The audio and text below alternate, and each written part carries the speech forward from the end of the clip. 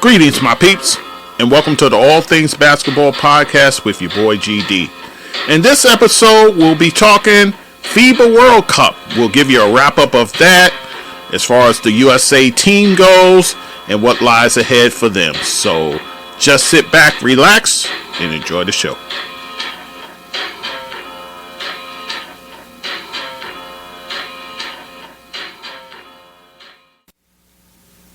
Okay, guys, so we are back with the All Things Basketball with GD podcast with yours truly, of course. And right about now, we're going to break down the FIBA World Games as far as the games of basketball that was being played for a medal and all those sort of things. So let's get into it. Of course, our focus is on the USA. I'll tell you the roster of the team. I'll do it alphabetical. At forward, Paolo Banchero, and he played with the Orlando Magic. And by the way, he's coming off his rookie season, so there's that. Also at forward, Mikal Bridges of the Brooklyn Nets. At guard, Jalen Brunson of the New York Knicks, who was actually the captain of this team. Guard, Anthony Edwards from the Minnesota Timberwolves. Guard, Tyrese Haliburton of the Indiana Pacers.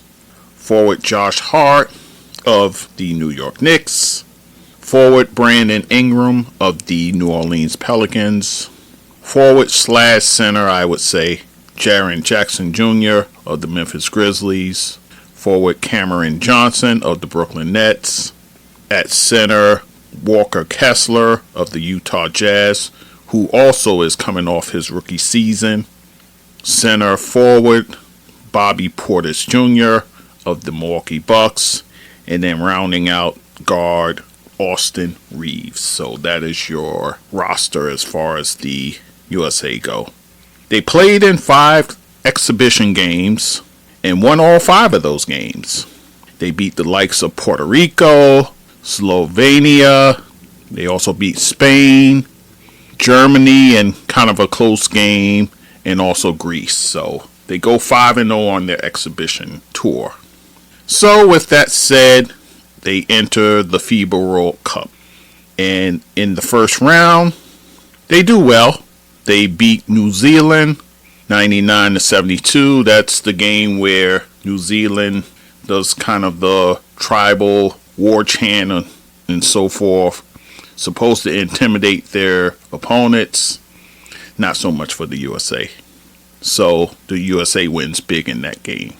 Then the next game, they would go on to win 109-81 over Greece. And then in the third game of the first round, they defeat Jordan 110-62. So they go through the first round unscathed, 3-0. Then you go to the second round. Second round, they face and defeat Montenegro 85-73.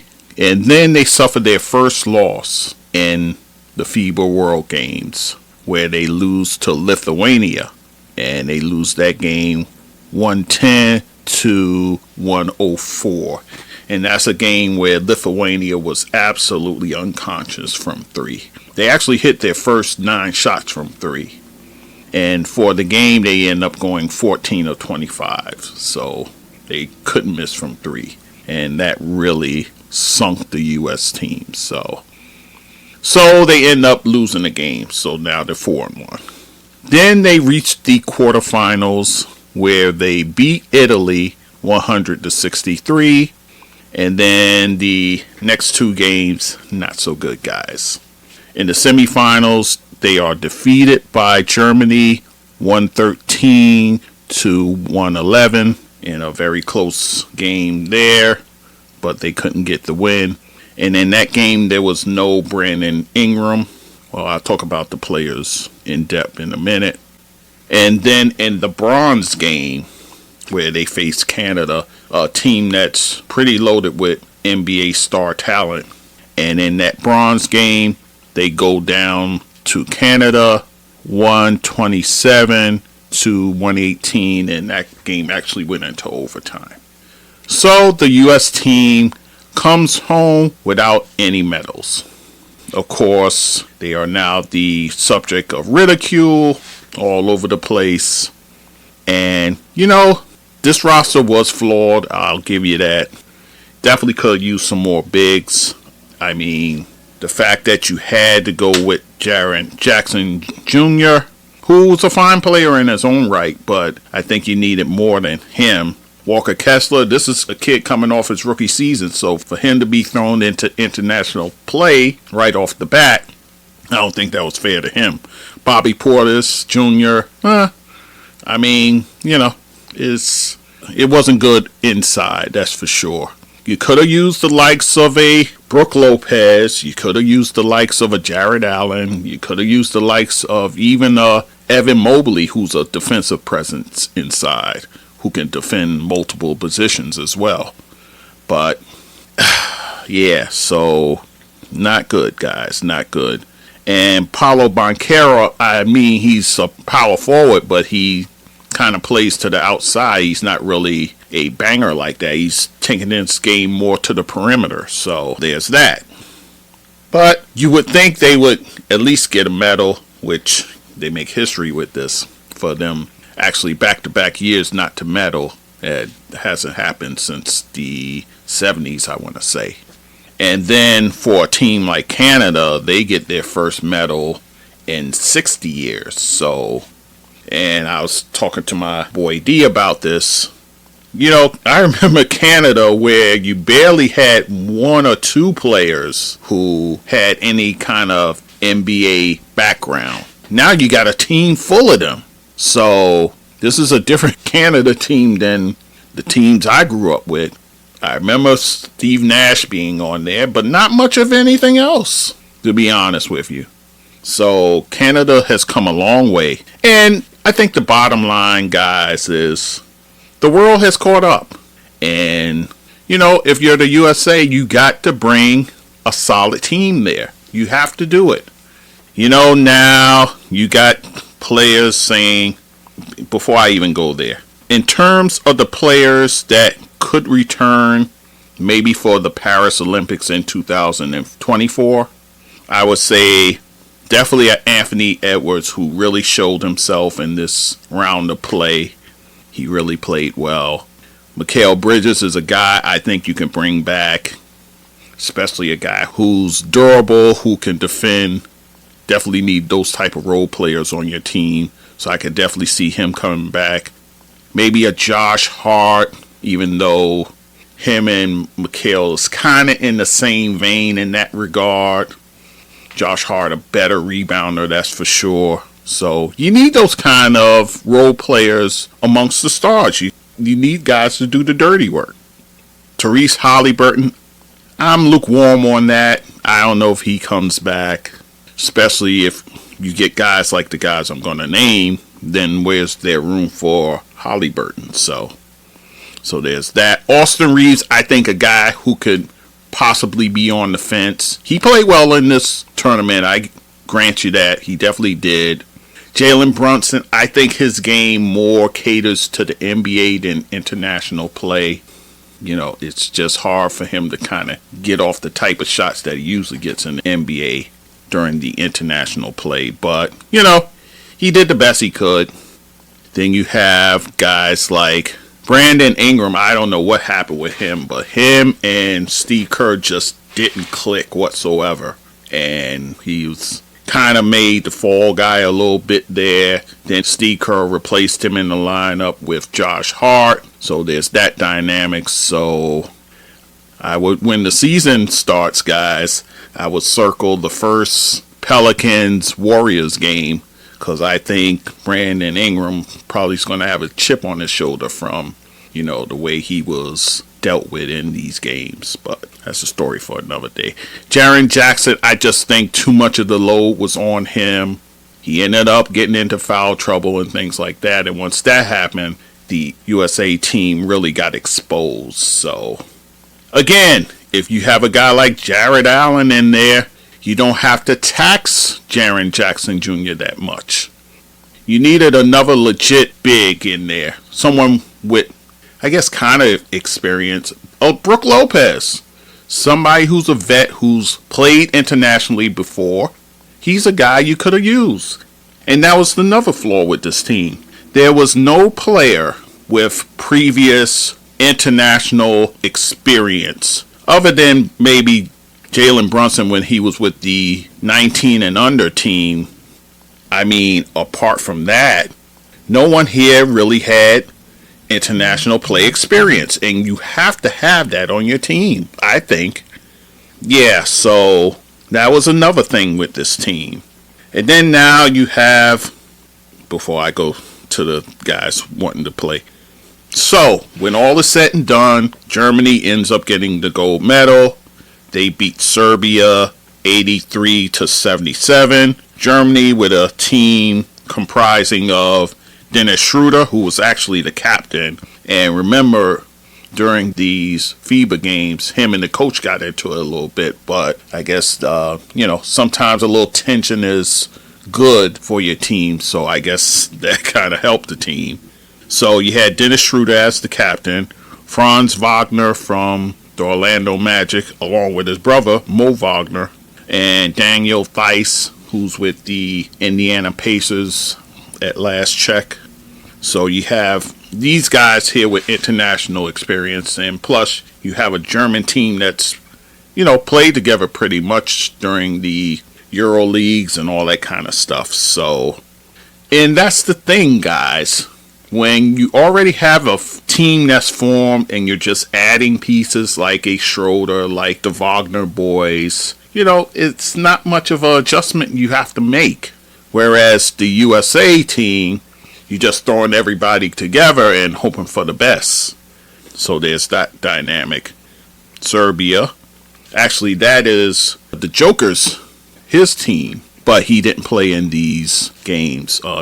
Nikola Jokic. He didn't play in these games. But Bogdan Bogdanovic did, and he was the captain of the Serbian team, along with Nikola Jovic, not to be confused with Jokic, and he's the young player from the Miami Heat, actually, the forward from the Miami Heat. And Felipe Petrusev, that's another player with NBA experience as well.